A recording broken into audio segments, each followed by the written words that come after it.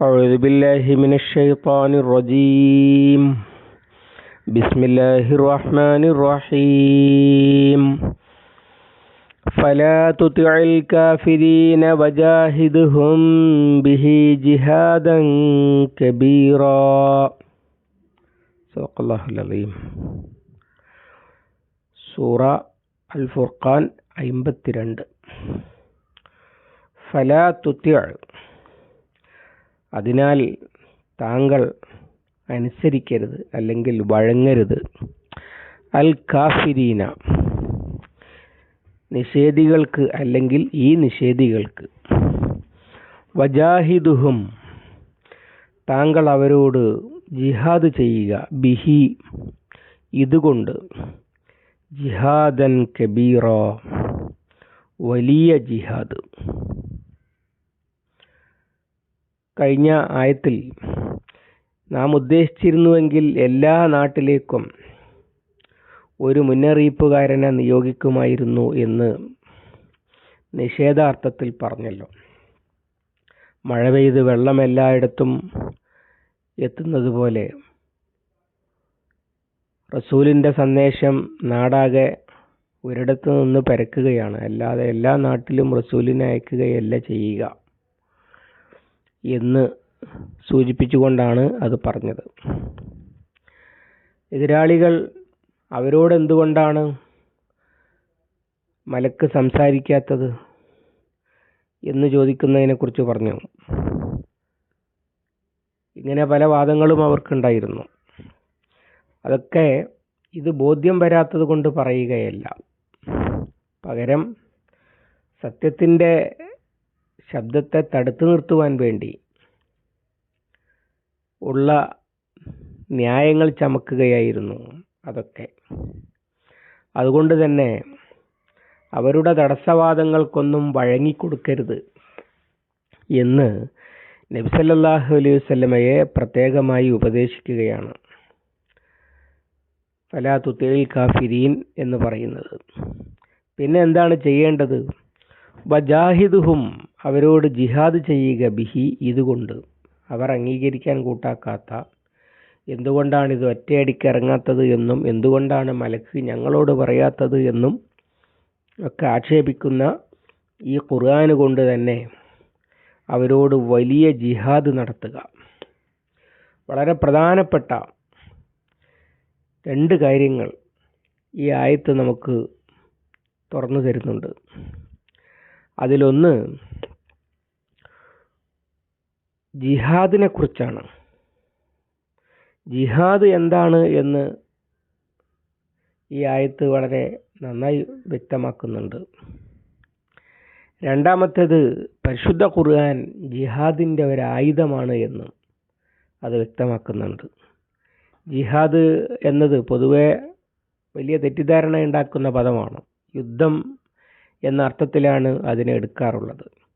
ഈ ആയത്തിറങ്ങുന്നത് ആമുഖത്തിൽ നമ്മൾ സൂചിപ്പിച്ചതുപോലെ മക്കയിലാണ് എന്നതിന് തർക്കമില്ല.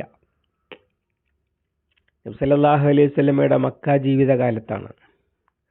അന്ന് യുദ്ധത്തെക്കുറിച്ചുള്ള ഒരു ആലോചന പോലും റസൂൽ സല്ലല്ലാഹു അലൈഹി വസല്ലമക്കോ അദ്ദേഹത്തിൻ്റെ കൂടെയുള്ള ഇസ്ലാമിക സമൂഹത്തിനോ ഇല്ല എന്ന് മാത്രമല്ല, ചിലരൊക്കെ എതിരാളികളുടെ ശാരീരിക മർദ്ദനങ്ങളും അതുപോലെ മാനം കെടുത്തലുകളും ഒക്കെ സഹിക്കാൻ വയ്യാതെ വന്ന് പരാതി പറയുമ്പോൾ എന്താണ് അബ്ദുറഹ്മാൻ ഇബ്നു ഔഫ് റളിയല്ലാഹു അൻഹു ആണ് റസൂൽ സല്ലല്ലാഹു അലൈഹി വസല്ലമയോട് പറയുന്നത്.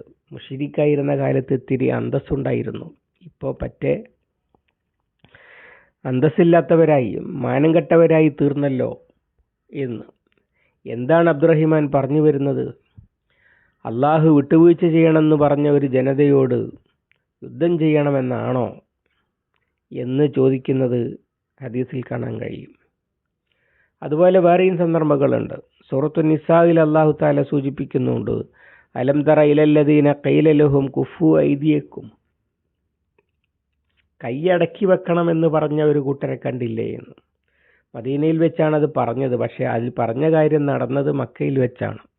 മക്കയിൽ വെച്ച് പറഞ്ഞിരുന്നത് കുഫു ഐദിയക്കും, നിങ്ങൾ കൈയടക്കി വെക്കണം, അഥവാ തിരിച്ചടിയോ അല്ലെങ്കിൽ സായുധ പോരാട്ടമോ അങ്ങനെയുള്ളതൊന്നും ചെയ്യരുത് എന്നാണ്. ആ കാലത്താണ് ഈ ആയത്ത് വരുന്നത്. അതിൽ പറയുന്നത് വലിയ ജിഹാദ് നടത്തണം എന്നാണ്.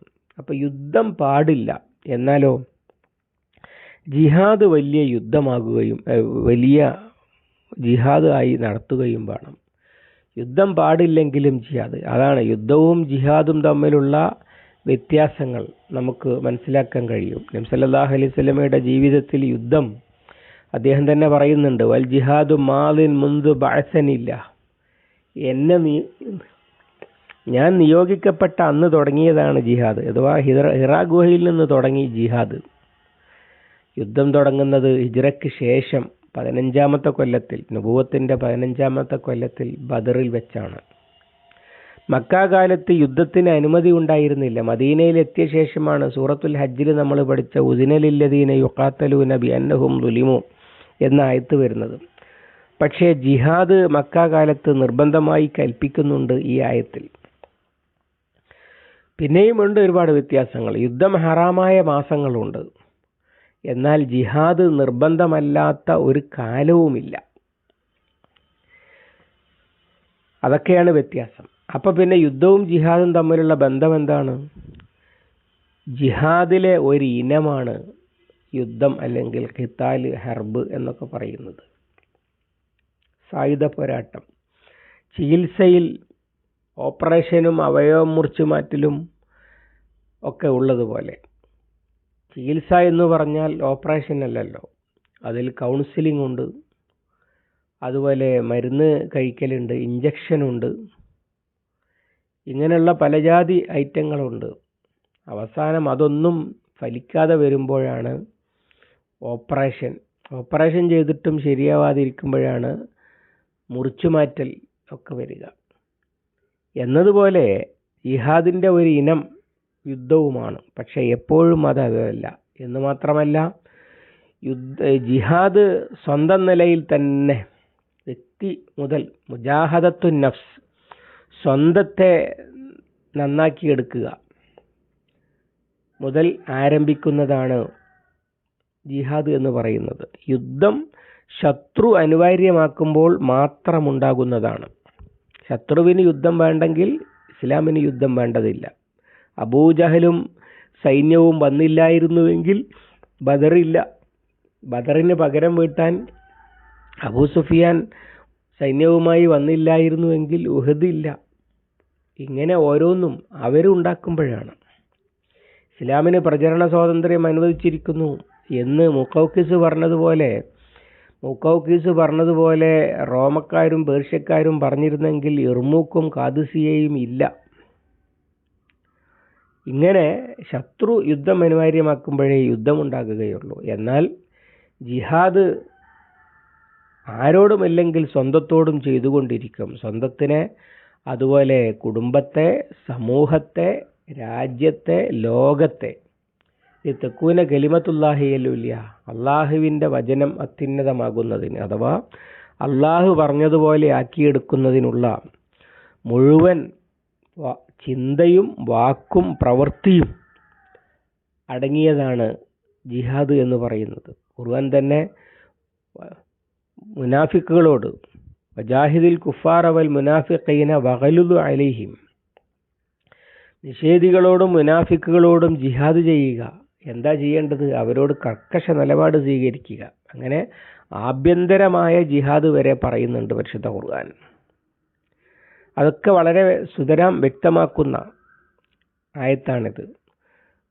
യുദ്ധം പാടില്ലാത്ത കാലത്ത് ജിഹാദ് കൽപ്പിക്കുന്നു. രണ്ടാമത് പറഞ്ഞ കാര്യം, ഖുർആനിനെ ഒരു ആയുധമാക്കുന്നു. ഇസ്ലാമിൻ്റെ ഏറ്റവും വലിയ പോരാട്ട ആയുധം എന്ന് പറയുന്നത്, അത് സ്വന്തത്തിനോടായാലും സമൂഹത്തിനോടായാലും, അത് പരിശുദ്ധ ഖുർആനാണ്. ഖുർആന് കൊണ്ട് ഏത് അസത്യത്തെയും തകർക്കാൻ കഴിയും. സൂറത്തുൽ അംബിയായിൽ 18-ാമത്തെ ആയത്ത്, ബൽ നഖ്ദിഫു ബിൽ ഹഖ് അലൽ ബാത്തിൽ ഫയദ്മഗുഹു ഫഇദാ ഹുവ സാഹിഖുൻ വലക്കുമുൽ വൈലു മിമ്മാ തസിഫൂൻ. ബൽ നഖ്ദിഫു ബിൽ ഹഖ് അലൽ ബാത്തിൽ, നാം സത്യം കൊണ്ട് അസത്യത്തെ ഇടിക്കുന്നു അല്ലെങ്കിൽ അടിക്കുന്നു. ഫയദ്മഉഹു, എന്നിട്ട് അതിൻ്റെ തല തകർക്കുന്നു. ഫൈദാ ഹുവ സാഹിഖുൻ, അപ്പോഴതാ അത് തകർന്നു പോകുന്നു.